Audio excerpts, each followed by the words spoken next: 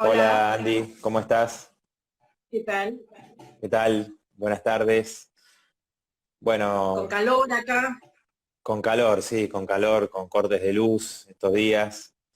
Eh, Sí, bueno, para variar, las empresas privatizadas nos hacen la de todos los veranos. así es. Bueno, les voy contando y mientras esperamos que se sigan conectando, Andrea es, como les decía, fundadora del PTS, fundadora de Pan y Rosas, agrupación de mujeres que no solamente está en Argentina, sino en otros países de América Latina y del mundo. Además, es autora del libro Pan y Rosas y de otros trabajos. Y bueno, luchadora feminista de hace muchos años. eh, Fue candidata ya en los 90 por nuestro partido, levantando con mucha fuerza el reclamo por el derecho al aborto legal, seguro y gratuito, cuando muy pocos lo planteaban, bueno, desde la izquierda y con Andrea encabezando en aquel momento ya como pionera, poniendo en discusión, como también lo hicieron muchas otras compañeras, de hace muchas décadas, esta gran lucha por el derecho al aborto legal, seguro y gratuito. Y bueno, queríamos conversar un poco alrededor de todo lo que viene sucediendo, de la media sanción en diputados, de lo que se viene para el Senado, todas las especulaciones que se están dando, y bueno, cómo, por eso le dije a Andrea de poder hacer este intercambio para que ella nos cuente, nos dé su visión sobre esta pelea histórica que lleva décadas y bueno, cómo ves vos, Andy, que estás desde hace tantos años dando esta pelea, cómo ves que viene el asunto, ¿no? ¿Por qué el hecho de que se haya dado una gran marea verde con nuevas generaciones que le dieron un impulso renovado a todo el movimiento de lucha de las mujeres allá en el 2018, que se dio la media sanción y el Senado bloqueó la ley después, a pesar de las cientos de miles que se movilizaron? Bueno, ¿cómo ves la situación desde aquel momento a hoy? O bueno, lo que vos consideres importante, ¿no? Bueno, en primer lugar hay que decir que estamos ante un escenario incierto, a pesar de esto que vos decís, ¿no? De una lucha que lleva muchos años y de que el movimiento de mujeres consiguió la media sanción en el 2018, que luego fue rechazado por el Senado. Nuevamente estamos ante una situación absolutamente incierta, aunque falta menos de una semana para la votación en el Senado. ¿Por qué incierta?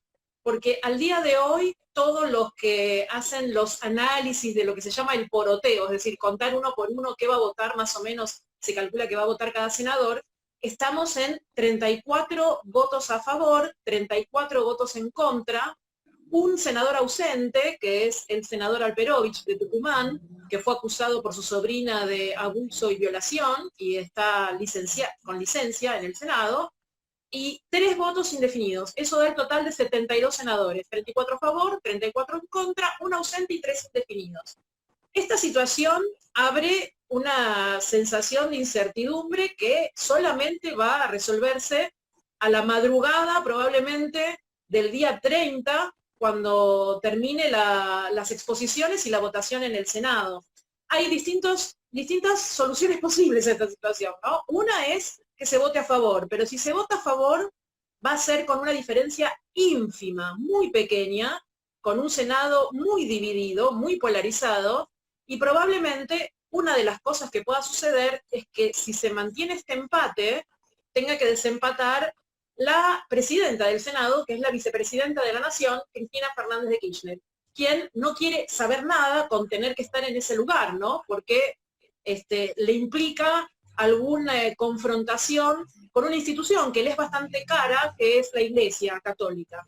Pero bueno, si eso si se vota finalmente a favor, va a ser con una diferencia ínfima que nos va a obligar a mantenernos movilizadas después para que se reglamente, para que la reglamentación no sea más, no recorte más de la ley que ya viene con algunas injerencias de los sectores antiderechos.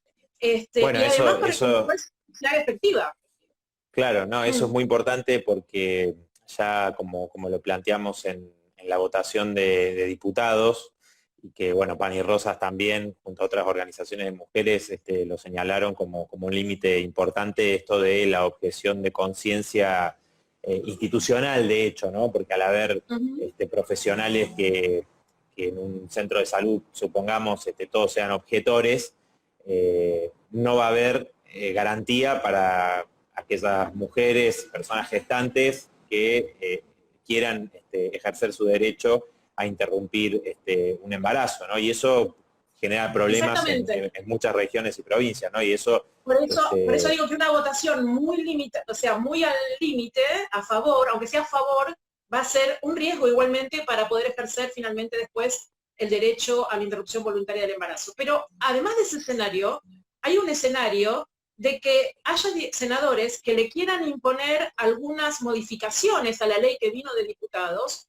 y si esto se acepta, si se acepta que Huereltinec, de Río Negro, u otros senadores que ya plantearon que quieren modificaciones, le insertan esas modificaciones, la ley entonces no termina de aprobarse en el Senado, sino que tiene que volver a diputados. Y para esto el reglamento permite un año más de extensión para volver a tratar la ley en diputados y que finalmente sea sancionada. Es decir, una prolongación todavía mayor que implica, como sabemos, más mujeres que corren riesgo de vida o corren riesgo su salud por abortos clandestinos. Ahora, también hay otro escenario peor que es el que salga rechazada. Es decir, si por 1 o 2 votos sale rechazada la ley, nuevamente cae como en el 2018 y tenemos que volver a proponer un proyecto de ley en el próximo periodo legislativo nuevo que arranque de cero, digamos. Entonces, creo que es importante pensar estas variaciones. Hay senadores que no quieren decir lo que van a votar, hay senadores que votaron a favor en el 2018 y que tienen dudas de abstenerse o votar en contra en esta oportunidad. Hay senadores que no se sabe qué va a pasar, como Carlos Menem, que está internado, que es un senador que va a votar en contra, ya está asegurado su su decisión de votar en rechazo. contra, pero no se sabe si va a estar presente en la sesión o de manera remota porque está en este momento con problemas de salud. Es decir que pueden cambiarle el límite a la cantidad de semanas, pueden imponerle un límite a la cantidad de semanas en la que es permitido la interrupción voluntaria de embarazo en casos de violación o de riesgo de salud para la mujer. Hay senadores que plantean que hay que acotar la definición de riesgo de salud y poner riesgos graves de salud y especificar más concretamente de qué se trataría. Hay otros diputados, senadores que sostienen que hay que incorporar la necesidad de una denuncia policial en caso de violación, cosa que no está planteada y que la Corte Suprema en el 2010-2011 ya también lo ha explicado que no es necesaria presentar una denuncia policial de violación, pero bueno, hay un montón de pequeñas modificaciones que en realidad limitan aún más y recortan aún más nuestro derecho y que están en juego en esta sesión. Y si no se ponen a debatirse en esta sesión, van a incorporarse, probablemente van a negociarse cuando se trate la reglamentación de la ley. Entonces, yo lo que quiero plantear es que es obvio que hay una presión enorme de la Iglesia. Ya hay muchos senadores, vos viste, que están denunciando o comunicando que los Sí, obispos de sus provincias los están visitando y llamándolos por teléfono. sí, hay Eh, varios comentarios que están haciendo ahora sobre este tema que vos estás señalando, Andy, sobre las presiones, los llamados que han recibido de parte de las iglesias, las amenazas, los aprietes, y efectivamente, digo, esta situación que vos describís, o estos tres escenarios, que obviamente desde el peor escenario de que sea bloqueada la ley o el mejor de los que están planteados, siempre es al borde, ¿no?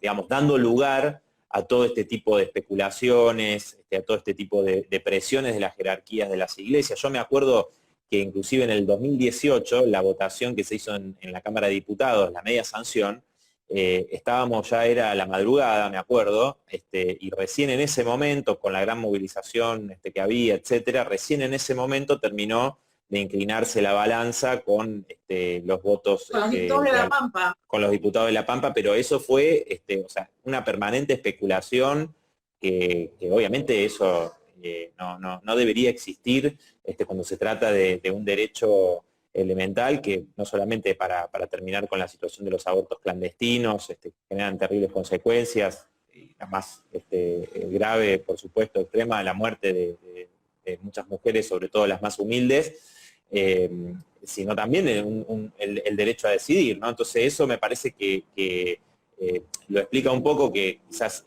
vos apuntabas a eso, todas estas presiones, los vínculos que tienen los partidos tradicionales con las cúpulas de la iglesia. Vos Claro, eso marcabas es lo lo que te iba a de... decir.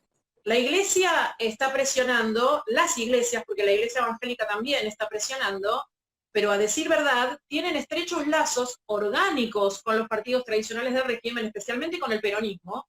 Y hay que decir una realidad. Quienes aportarían más votos en contra de este proyecto del gobierno, porque esta vez no es el proyecto de la campaña el que se está tratando, sino un proyecto del Poder Ejecutivo, quienes aportarían más votos en contra son los senadores del propio bloque oficialista, del Frente de Todos, cuyo jefe de bloque es Mayans, el senador de Formosa, que es un fervoroso militante contra el derecho al aborto, y así lo manifestó durante todos estos días en el Senado, que estuvo haciendo presión para que se votara en contra del proyecto. Entonces, creo que hay una cuestión que tenemos que señalar, que es que el gobierno ha llevado al proyecto de la legalización del aborto a una situación verdaderamente que nos llena de incertidumbre y que pone en riesgo, una vez más, nuestro derecho a decidir, nuestro derecho a no morir en un intento de un aborto clandestino e inseguro. ¿Por qué digo esto, que es la responsabilidad del gobierno? El gobierno, en primer lugar, descartó el proyecto que ya tenía media sanción y que había sido aceptado por una amplia mayoría de la sociedad, pero también por una amplia mayoría transversal del Congreso. Digamos que todos los bloques tenían votos en contra, pero todos los bloques tenían votos a favor también, excepto el Frente Izquierda, que es el único bloque que de manera unánime está a favor, ¿no? Todos los demás tienen a favor y en contra, pero había conseguido un gran apoyo transversal, que no es lo mismo cuando se juegan los intereses políticos entre los partidos de no querer darle un triunfo a un proyecto que es del Poder Ejecutivo, que es del gobierno. Eso es una cuestión que está en juego en este momento y no estaba en juego en el 2018. Además, Claro, ahí sí. Sí, además digo que el propio gobierno metió el proyecto a último momento del año en unas sesiones un poco maratónicas que está viendo en este mes de diciembre, y lo hizo con la irresponsabilidad absoluta de no haber garantizado todos los votos de su propio bloque que sean necesarios para que gane este proyecto. Entonces, por esa irresponsabilidad de someterlo al toma y daca de las negociaciones entre celestes, verdes y entre la oposición y el oficialismo, en el medio hay mujeres, en el medio hay millones de mujeres y en el medio hay miles de compañeros de mujeres que han muerto en abortos clandestinos y que verdaderamente, tenemos que decir la realidad, no le importan ni a los verdes ni a los celestes de los partidos mayoritarios, que lo que están haciendo es negociar en función de si esto permite tapar el ajuste que se está haciendo por otro lado en el Congreso, las leyes del presupuesto, la reforma jubilatoria, todos los recortes que se están votando en el Congreso. Y por otra parte a la oposición también le sirve para decir, bueno, te doy o no te doy un triunfo al gobierno, y entonces negocio desde mi lugar de oposición, porque a decir verdad, los derechos de las mujeres no es lo que rige las negociaciones que en este momento y todas las especulaciones e incertidumbres que recorren la cuestión en este momento. No, ahí hay muchos comentarios que están destacando tus libros y que están además están traducidos a otros idiomas, muy recomendables, aparte para que todas y todos los puedan leer.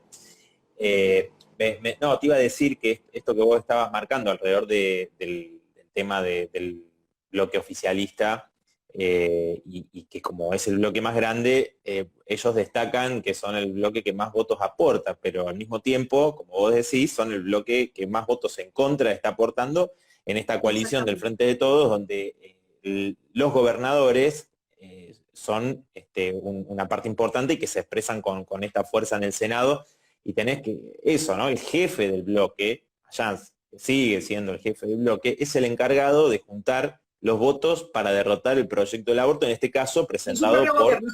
el propio gobierno, ¿no? Entonces, Exacto. y hay todo tipo de especulaciones. Otros dicen que como podrían no dar quórum en el momento de la votación los celestes, ¿no? Porque habría algunos de Cambiemos que no le quieren dar un triunfo al gobierno, ¿no? Y como vos decís, en el medio están las mujeres, las personas gestantes. O sea, acá hay una especulación e intereses de esos partidos mayoritarios, y además los intereses, como decíamos, de las iglesias que están entrelazados con estos partidos.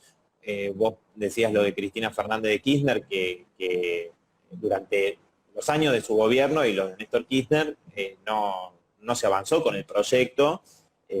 Inclusive también esto que vos decías, en ese momento la disciplina de bloque se impuso para no tratarlo, digamos. Ahora Exactamente. Vos los que pensás que están en durante todos contra. los años de los gobiernos de Néstor y de Cristina, muchos diputados y diputadas del Frente de Todos, en ese momento era el Frente para la Victoria, apoyaban el proyecto de la campaña por el derecho al aborto, pero se disciplinaron a la orden del Poder Ejecutivo, en ese momento de Cristina Kirchner, de no tratarlo en el Congreso. Ahora, los celestes de su propio bloque no se disciplinan a que este proyecto es del gobierno, es del oficialismo.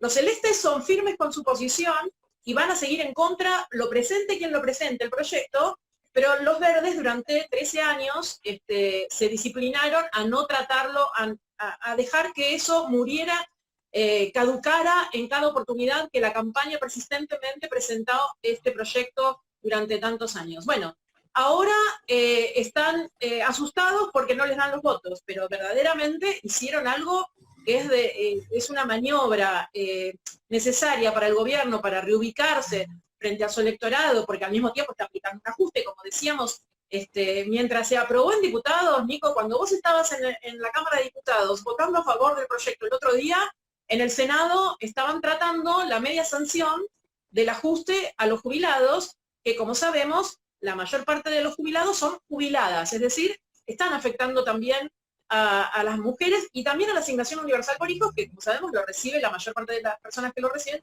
son mujeres de los sectores más empobrecidos y que se han quedado sin trabajo, muchas de ellas, durante la pandemia. Entonces, por un lado estaban votando la media sanción de eso y la media sanción en diputados del aborto, y ahora se cruzan. Cuando en el Senado estén Sí, votando la media sanción de aborto, vos en diputados vas a estar tratando la media sanción de esta reforma jubilatoria que verdaderamente el Frente Izquierda está en contra, digamos, y se va a oponer, ¿no? sí, nosotros hoy, bueno, estos 3 días, desde el lunes, estuvo sesionando el plenario de comisiones. Yo integro la Comisión de Previsión Social. Bueno, ahí presentamos un dictamen de rechazo con nuestra propuesta sobre integral alrededor de las jubilaciones, que empieza por recomponer, ¿no? Las jubilaciones, que hoy la mínima de 19.000 pesos realmente no alcanza para sobrevivir a las jubiladas, a los jubilados que perciben esa mínima. Y fue la promesa que hizo Alberto Fernández, fue recomponer lo que se había perdido con Macri alrededor del 20%, y eso no sucedió, sino todo lo contrario, ¿no? 100.000 millones de pesos le sacaron a jubiladas y jubilados. Macri también había hecho el ajuste en el Claro. 2017, y lo que ni siquiera plantea el proyecto, esta nueva movilidad, es una cláusula, que es lo que venimos señalando, y también inclusive lo señalaron algunas diputadas oficialistas, una cláusula que diga que si las variables económicas de esta fórmula dan aumentos por debajo de la inflación, esa cláusula de garantía permita inmediatamente darle lo que falta, ¿no? Para llegar por lo menos a que no pierdan. Entonces, bueno, el oficialismo se ha negado, ha emitido su dictamen, porque justamente quieren ajustar a las jubiladas y a los jubilados. Si hay años, como pasó en el 2014, con el gobierno de Cristina Fernández de Kirchner, y esa fórmula, o ya con Macri, con la misma fórmula del kirchnerismo, donde al haber alta inflación y recesión hubo una fuerte caída de las jubilaciones, que se jodan los jubilados. Esa sería, digamos, la norma que están planteando de parte del gobierno, y que eso tiene el objetivo, por supuesto, de avanzar en pagar la deuda al Fondo Monetario Internacional, a los especuladores y demás. Pero volviendo y eso es una gran maniobra, ¿no? Hacer al mismo tiempo que estás perjudicando Exactamente. Uh -huh. a las mujeres, porque no solamente la asignación universal, sino la jubilación mínima, mayoritariamente la persiguen mujeres.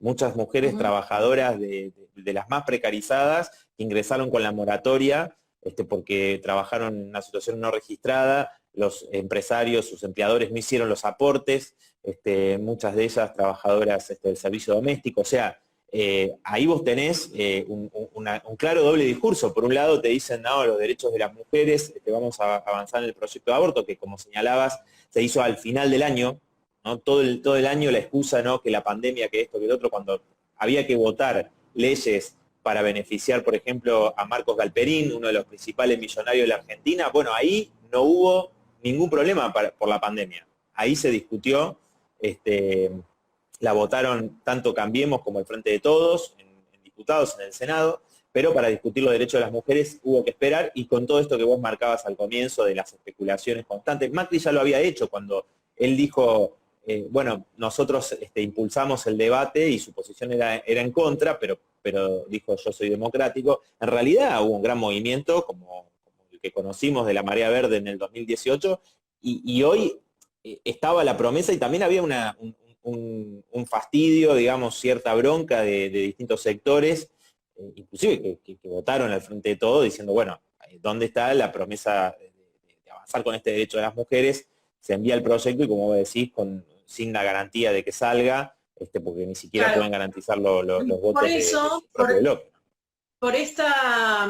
Por este manejo que se hace entre los partidos mayoritarios del régimen, es que decimos que los derechos no se mendigan, que los derechos se conquistan. Por más que se legisle en el Congreso, vos lo dijiste también en tu discurso en diputados, el Congreso legisla, pero quienes ganamos los derechos los ganamos en la lucha, en las calles, los arrancamos de esa manera. Por eso es necesario movilizarse. Y nosotras, desde Pan y Rosas, y con esto ya te dejo, Nico, para que sigas con tu tarea, nosotras lo que decimos es sí al derecho al aborto, no al ajuste, que también afecta a las jubiladas y a las mujeres pobres que reciben la asignación universal por hijo, todas a las calles para garantizar nuestro derecho, y sepamos que tenemos que mantenernos movilizadas, porque no se acaba aún cuando se apruebe este derecho. Después va a venir la reglamentación y después va a venir la implementación y la judicialización, que seguramente va a ser la estrategia de ataque contra nuestros derechos que van a tomar los sectores fundamentalistas y las iglesias. Por eso también nuestra bandera no es solamente el pañuelo verde, sino también aquel otro pañuelo naranja que estuvo en el 2018, que dice separación de la iglesia del Estado. De las iglesias, podemos decir del Estado. Porque el Estado no puede seguir atado a los credos religiosos de un sector de la población y permitir que los obispos, las jerarquías eclesiásticas, tengan la injerencia que están teniendo, por lo menos en este terreno de las leyes y de nuestros derechos. No, y además que, como lo dijimos, y bueno, a vos y a los que están también comentando y todo, que les agradecemos muchísimo que se hayan conectado, les debe pasar lo mismo, ¿no? Los escuchamos en el 2018, los escuchamos ahora de nuevo, nos falta escuchar en el Senado las barbaridades que dicen los antiderechos, y que siempre buscan anteponer sus creencias a los derechos de las mujeres, y por eso la separación de las iglesias del Estado es un planteo fundamental que nosotros venimos realizando tanto desde Pan y Rosas como del PTS, el Frente de Izquierda, y que seguramente de conquistarse el derecho al aborto legal, seguro y gratuito, hay que avanzar, ¿no? Con que se aplique la educación sexual integral, la separación de las iglesias del Estado. O sea, hay que seguir con mucha fuerza, y bueno, ahora tenemos la cita de honor en el Congreso, tanto por el derecho al aborto, como también